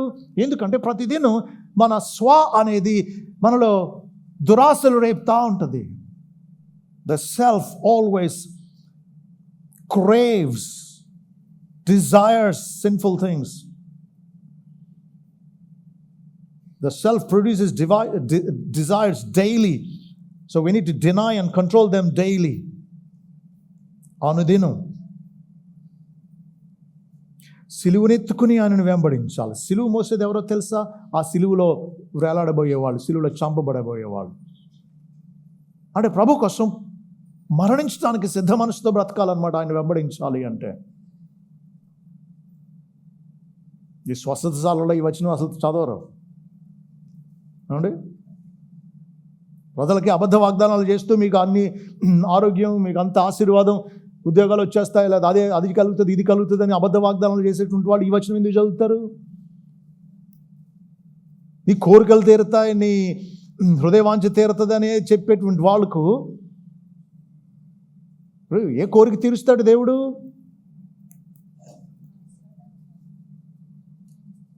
ఏ ప్రార్థన ఆలకిస్తాడు? 1 యోహాను 5:14 ఏమన్నాడు?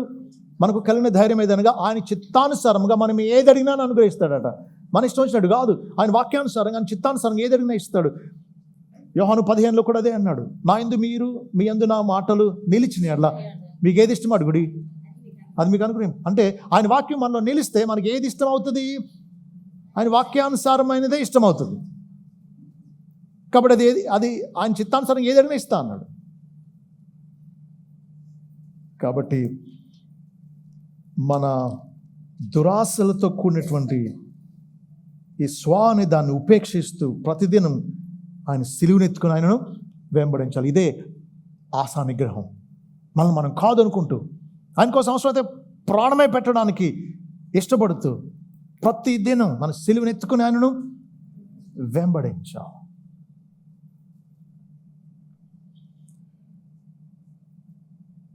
ఇదే భావంతో ప్రభు లూకా సువార్త 13:24 ఏమన్నాడు చూడండి. 22లో ఆయన అడిగారు, ఆయన యెరూషలేముకు ప్రయాణమే పోవచ్చు బోధించు పట్టణంలో గ్రామంలో సంచారం చేయుచుండెను ఒకడు, ప్రభువా రక్షణ పొంది వారు కొద్దిమంది అయినా అని ఆయనను అడుగుగా, ఆయన లూకా 13:24లో ఆయన అన్నాడు, ఆయన వారిని చూచి ఇరుకు ద్వారమున ప్రవేశింప పోరాడుడి, అనేకులు ప్రవేశింపజూతురు కానీ వారి వలన కాదని మీతో చెప్పుచున్నాను. పోరాడాలట ఇరుకు ద్వారంలో ప్రవేశించడానికి. ఇరుకు ద్వారం ఎలా ఉంటుంది? నీకు అనుకూలంగా ఉండదు, దానికి అనుకూలంగా నువ్వు మారాలి. నీ ఇష్టం నెరవేరదు, నీ సౌఖ్యం కుదరదు అక్కడ. ఇరుకు ద్వారమున ప్రవేశింప పోరాడుడి అంటున్నాడు. కాబట్టి ఆశా నిగ్రహం పోరాటంతో కూడింది. ఇరుకు ద్వారాన్ని ఆశించేది ఆశా నిగ్రహం. నీ స్వేచ్ఛ జీవితాన్ని కాదనుకునేది. ఇదే భావం మరొక మాటలో కూడా చూడండి. మత్తయి సువార్త 11:12. మీకు ఎప్పుడైనా ఈ వచనం ఏంటి ఇలా ఉంది అనే సందేహం కలిగిందో లేదో, చాలా ఆసక్తికరమైన వచనం. మత్తయి 11:12 అంటాడు, బాప్తిస్మ యోహాను దినములు మొదలుకొని ఇప్పటి వరకు పరలోక రాజ్యం బలాత్కారంగా పట్టబడుచున్నది, బలాత్కారులు దానిని ఆక్రమించుకొనిచున్నారు. పరలోకాన్ని ఎవరైనా ఆక్రమించగలరా బలాత్కారంగా? చెప్పండి. అవును, ప్రభు చెప్పాడు కదా. అంటే ఏంటి దీని అర్థం? ప్రాణాలకు తెగించి, పరలోక రాజ్యం అందరికీ కాదు, ప్రాణాలకు తెగించినటువంటి వారికే. ఆయన అన్నాడు కదా, నా నిమిత్తం తన ప్రాణాన్ని పోగొట్టుకునేవాడు దాన్ని దక్కించుకుంటాడు, తన ప్రాణాన్ని దక్కించుకోవాలనుకునేవాడు పోగొట్టుకుంటాడు అన్నాడు. సిలువనెత్తుకుని ఆయన వెంబడించమంటే ఆయన కోసం అవసరమైతే ప్రాణం పెట్టే అంత, కులానికి భయపడకుండా, లోకానికి భయపడకుండా, విమర్శలకు బెదిరిపోకుండా బలాత్కారంతో పరలోక రాజ్యాన్ని ఆక్రమించుకోవాలండి.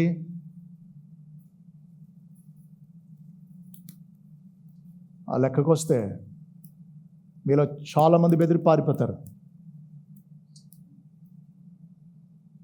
ధనవంతుడైనా యవనస్తుడు అధికారి ప్రభు దగ్గరకు పరుగునొచ్చి రోడ్డు మీద ఆయన ఎదుట మోకరిస్తాడు.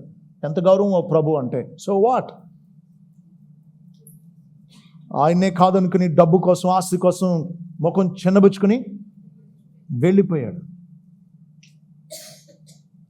ప్రభు కోసం నువ్వు సమస్తాన్ని విడిచిపెట్టకపోతే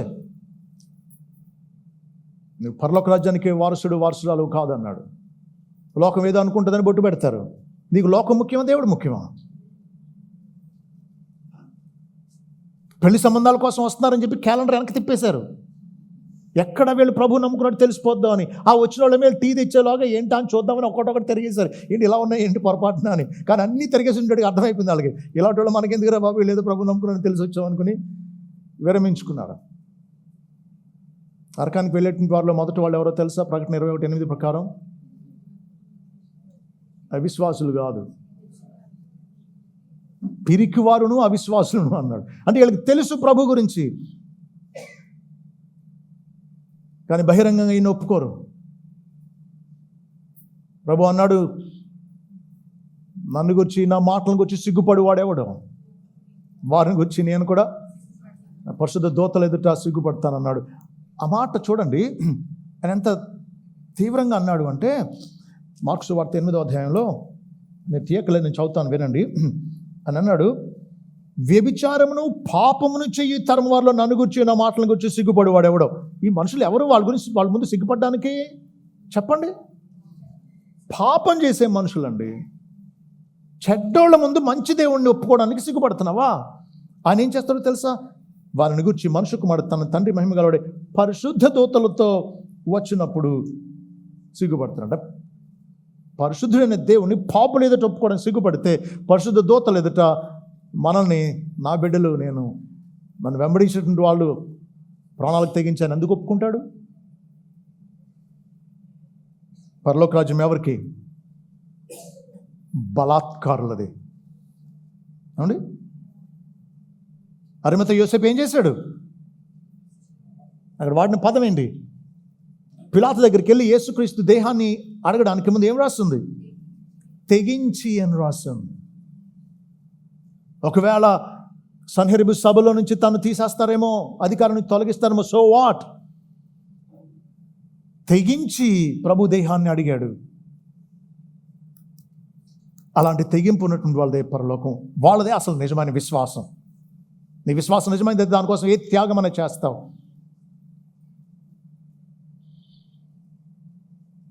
మత్తయి 5:29 చూడండి. మత్తయి 5:27 నుంచి అవుతాను చూడండి. వ్యభిచారం చేయవద్దని చెప్పబడిన మాట మీరు విన్నారు కదా. నేను మీతో చెప్పినది ఏమనగా, ఒక స్త్రీని మోహపు చూపుతో చూచు ప్రతివాడు అప్పుడే తన హృదయం నందు ఆమెతో వ్యభిచారం చేసిన వాడగును. నీ కుడుకను నీ అభ్యంతరపరిచిన ఎడల దానిని పెరికి నీ వద్ద నుంచి పారవేయము. నీ దేహం అంతయు నరకంలో పడవేయబడకుండా నీ దేహంలో ఒకటి నశించడం నీకు ప్రయోజనకరం కదా. నీ కుడి చేయిని నీ అభ్యంతరపరిచిన ఎడల నరికి నీ వద్ద నుంచి పారవేయము. నీ దేహం అంతయు నరకంలో పడకుండా నీ అవయవంలో ఒకటి నశించడం నీకు ప్రయోజనకరం కదా. కుడి కన్ను, కుడి చెయ్యి, కుడి కాలు నేను అభ్యంతరపరిస్తే పెరికి నీ వద్ద నుంచి పారవే, నరికి నీ వద్ద నుంచి పారవే. అన్నీ కలిగి ఉండి నరకానికి వెళ్ళడం కంటే ఈ లోకంలో ఉండగా అంగహీనుడు అయినప్పటికీ పరలోకం వెళ్ళడం నీకు ప్రయోజనకరం కదా అంటున్నాడు. నేను స్టోరీ విన్నాను, నన్ను భలే ఆశ్చర్యానికి గురి చేసింది. ఇంగ్లాండ్ దేశం దగ్గర, ఐర్లాండ్ దగ్గరలో ఆ రోజుల్లో ఇంకా కనుగొనని ద్వీపాలు చాలా ఉండేవట. చాలామంది దోణుల్లో టీమ్గా వెళ్ళి ఆ ద్వీపాలని వారు స్వతంత్రించుకునేవారట. ఒకసారి ఒక ద్వీపానికి వెళుతూ ఉన్నారు, వారి లీడర్ అన్నాడట, ఎవరు మనందరిలో ముందు అక్కడికి వెళ్ళి దాన్ని ముడతారో వాళ్ళదే ఆ ద్వీపం అన్నాడట. ఒనియో అనేటువంటి అతను దృఢ నిశ్చయం చేస్తున్నాడు, ఏమైనా సరే అది నేను స్వతంత్రించుకోవాలి అని. సో తన బలమంతా ఉపయోగించి దోణిను చాలా స్పీడ్గా నడిపిస్తూ ఉన్నాడు, ఏమైనా సరే అది తను సొంతం చేసుకోవాలి అని. చాలా దూరం, చాలా అందరికంటే ముందు వెళ్ళాడు. కానీ ఇంకొక అతను ఇతని కంటే స్పీడ్ వచ్చేయడం గమనించాడంట. ఇంకా ఆ మెయిన్ రోడ్ అంత దూరంలో ఉంది గమ్యం. అతను చూశాడు, ఇంకా ప్రయత్నం చేస్తూ ఉన్నాడు, అవ్వట్లేదు. అతను వెళ్ళిపోతూ ఉన్నాడు. ఇంక దగ్గరికి వచ్చేసారు. వెళ్ళి అతను ముట్టేస్తాడు, ఒక్క 5-6 క్షణాల్లో ముట్టేస్తాడు. ఇలాగ చేసేదేమి లేక గొడ్డలు తీసుకుని ఈ చేతిని ఇక్కడికి నరికేసి దీన్ని అతను వెళ్ళి దాన్ని ముట్టేలోగా అలా అలసేసాడంట. అది కొట్టుకుంటా ఉంది, ఎగురుతూ ఉంది, ఇదేమో రక్తం కారిపోతా ఉంది చెయ్య. రెడ్ హ్యాండ్ ఒనియో అంటారు, బ్యాడ్జ్ ఆఫ్ బ్యారనరీ అంటారు. మీరు గూగుల్ చేయవచ్చు దీన్ని. రక్తం కారుతున్న చేతితో ఆ భూభాగాన్ని స్వతంత్రించుకున్నాడట. అల్పకాలం అనుభవించే భూభాగం కోసం ప్రజలు ఎలాంటి త్యాగాలు చేస్తే, శాశ్వతమైన పరలోకం కోసం నువ్వు ఏం చేస్తే అది ఎక్కువ అవుతుంది చెప్పు? పరలోకం కోసం నువ్వు ఏ త్యాగం చేసినా తక్కువే. శాశ్వతమైన రాజ్యం కోసం నువ్వే త్యాగం చేసినా తక్కువే. అందుకని అన్నాడు, పెరికిని ఎదురు నుంచి పారవే, నరికిని ఎదురు నుంచి పారవే అన్నాడు. కుడి కుడి కుడి అన్నాడు. ఎందుకో తెలుసా? నీ నైపుణ్యం నీ కుడి దాంట్లోనే ఉంటుంది. కుడి చేతిలో నీ నైపుణ్యం అంతా, నీ బెస్ట్ అనుకున్నది నరికేయమంటున్నాడు అన్నమాట. నీ ఇంట్లో 75 ఇంచెస్ పెద్ద టీవీ నిన్ను పాపానికి ప్రేరేపిస్తుందా? ప్రార్థనకు అభ్యంతరంగా ఉందా? తీసి అవతల పడే. నీ బెస్ట్ ఫ్రెండ్ నిన్ను దారి తప్పిస్తున్నాడా? దేవునికి దూరం చేస్తున్నాడా? తీసి పాడే. సంఘానికి దూరం చేస్తున్నారా ఎవరైనా? నీ ప్రాణ స్నేహితులు లాంటి వాళ్ళు నరికి పాడే. అంతే.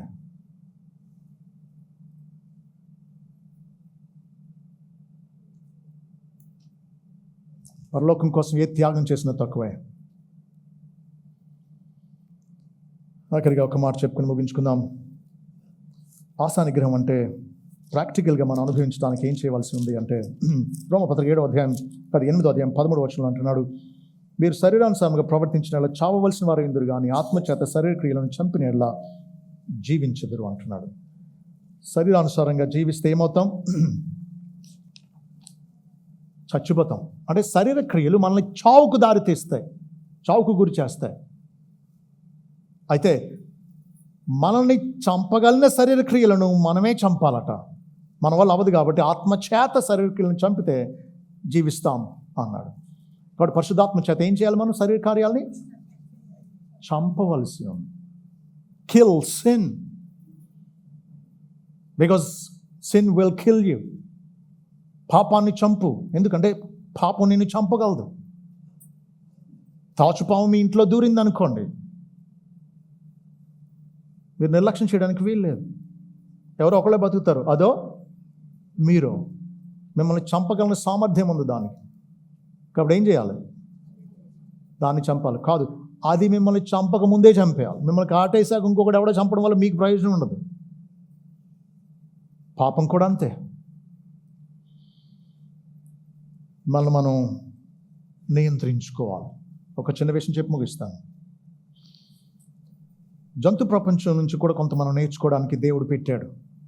యొర్దాను దేశం కొండల్లోనట ఒక రకమైన కొంగలు ఏదన్నా ఒక సెలయర్ను దాటేటప్పుడు ఎగిరే టైంలో అవి అరవకుండా ఎగరలేవట.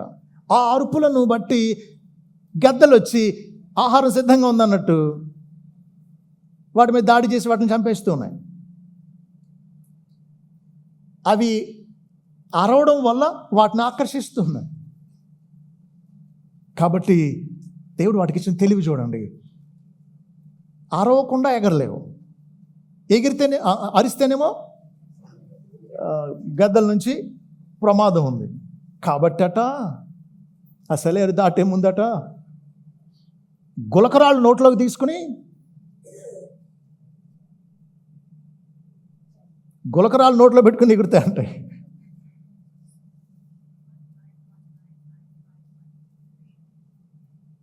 పక్షులకుండే జ్ఞానం మనకు లేకపోతే ఎలా? నువ్వు అవతలలో ఏదో చెప్పారు ఎవరి గురించో, నువ్వు ఇంకొక చోట కక్కకపోతే ఇది నీకు టైం అసలు అంత అర్జెంటుగా దీనికి మసాలా యాడ్ చేసి మరి అవతలలో చెప్పాలో. అవతల జీవితాన్ని ఖూనీ చేయడం, అవతల సాక్ష్యాన్ని హత్య చేయడం దేవుడు సహించడం. కోపంగా నోటికి ఇష్టం వచ్చినట్టు మాట్లాడేస్తూ ఉన్నాం. మరి మనం గులకరాలు పెట్టుకోలేము. సింపుల్ టిప్ చెప్పనా? మీ కోపంతో అరిచేసే ముందు చాక్లెట్ నోట్లో పెట్టుకోండి. సీరియస్లీ మీరు తిట్టలేరు. డూ సంథింగ్, ఏదో ఒకటి చేయండి. నోట్ని అదుపులో పెట్టుకోండి. శరీరాన్ని ఆధీనంలోకి తెచ్చుకోండి. మన వల్ల అవ్వదు. కాబట్టి దేవా నువ్వే నాకు దిక్కు, నా ఆశలు నిగ్రహించుకుని భ్రష్టుని కాకుండా ఉండినట్లు నేను నల్లగొట్లు లోపరుచుకోవడం నాకు నేర్పు అని దేవుని అడుగుదాం. దేవుడు అటువంటి కృప మనందరికీ దయచేయను గాక. ప్రభా మీకు స్తోత్రాలు.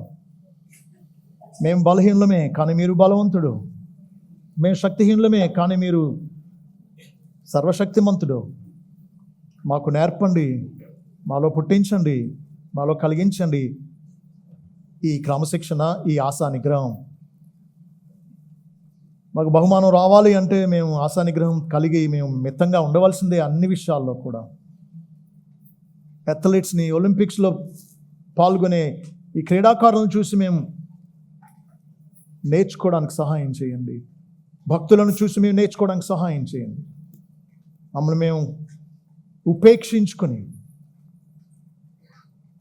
ప్రతిదినం మీ సిలువనెత్తుకుని మిమ్మల్ని వెంబడించడానికి, బలాత్కారంగా ప్రాణాలకు తెగించి మిమ్మల్ని వెంబడించడానికి, ఇరుకు మార్గంలో పోరాడడానికి, మా హృదయాన్ని అన్నిటికంటే ముఖ్యంగా కాపాడుకోవడానికి మాకు సహాయం చేయవలసిందని, మీ బల కొరకు మమ్మల్ని సిద్ధపరచవలసిందని యేసు నామములో వేడుకుంటున్నాము తండ్రి. ఆమేన్. అలాగే ఉండండి. ప్రభు బల కొరకు సిద్ధపడాలి.